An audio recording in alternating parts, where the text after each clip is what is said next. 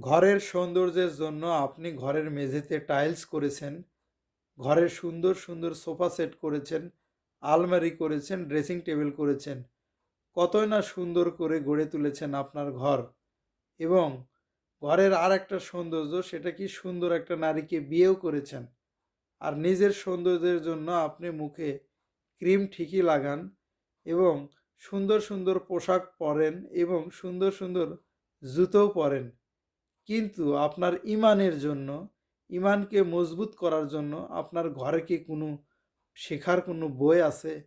মুসলিম শরীফ, তিরমিজি শরীফ, বুখারী শরীফ এই বইগুলা কি আপনার ঘরে আছে?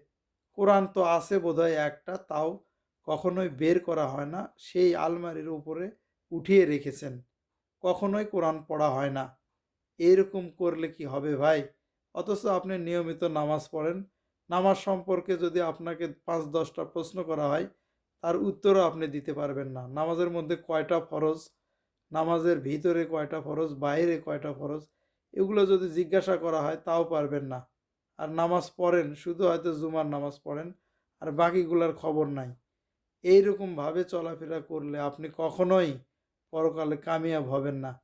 তাই নিজেকে পরিশুদ্ধ করুন, নিজেকে চেঞ্জ করুন, নিজেকে পরিবর্তন করুন। তাহলে আপনি কামিয়াব হতে পারবেন। তাছাড়া অযথায় আল্লাহ পাক আপনাকে জান্নাত দিবে এ আশা করবেন না। জান্নাত আপনার জন্য নয়।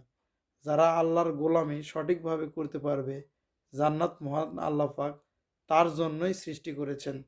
আর বাকিদের জন্য জাহান্নাম সৃষ্টি করে রেখেছেন। এই কথা ভুলে যাবেন না। আমাদের ভুলে গেলে চলবে না ভাই।